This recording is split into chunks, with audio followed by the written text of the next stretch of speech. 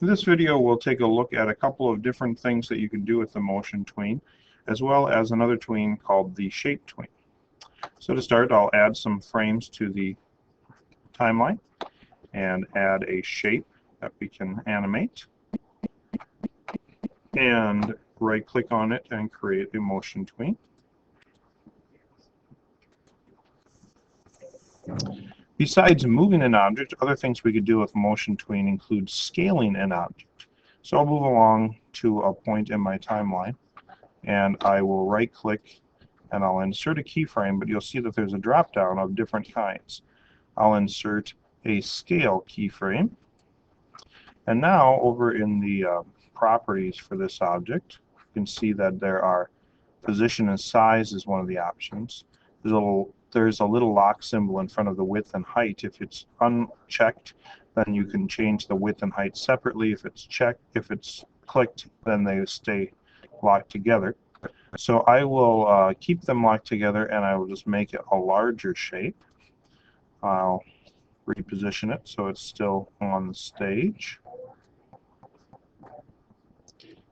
And now, when I slide my cursor along, we see that the object changes size, it changes its scale as it goes. I can still, of course, add other motion aspects to a Motion Tween. I can drag it up, and now it will change its size and then move. Notice it doesn't start moving until it passes this keyframe, because this keyframe indicates when changes are to be marked. If I would want it to move by the time it gets to this keyframe, I could move it at this point up to here, and then it would move up as it gets larger, and then up a little bit more. Another thing we could add is rotation to an object in a Motion Tween. That's over in the properties as well.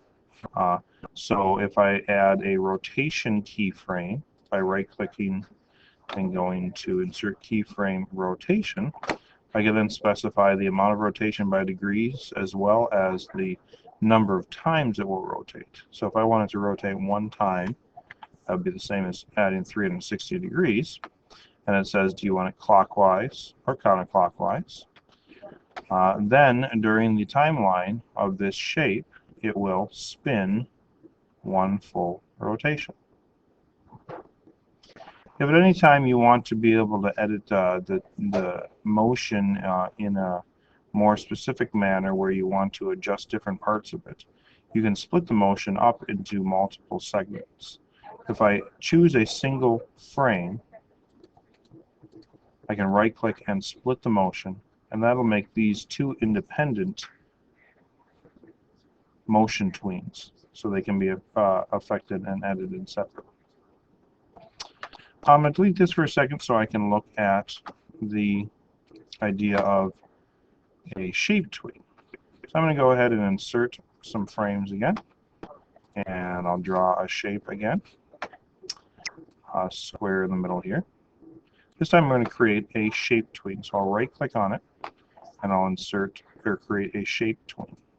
A Shape Tween will morph an object from one shape to another, and wherever you put a keyframe, you can change what the object looks like. I'll just move along here to about 24 seconds. That'll be about 48 seconds. That'll be 2 seconds worth. And I will insert a keyframe. And you can see that now there's an arrow on this bar, and then a new keyframe. And this is all highlighted. I'm going to delete it, and in its place, I'll put an oval. Now what will happen is between this first frame and this frame, this object will morph from a rectangle to a circle. I'll move along further and morph to another shape by inserting the keyframe. I'll delete what's on screen. This time I will change it to a polystar.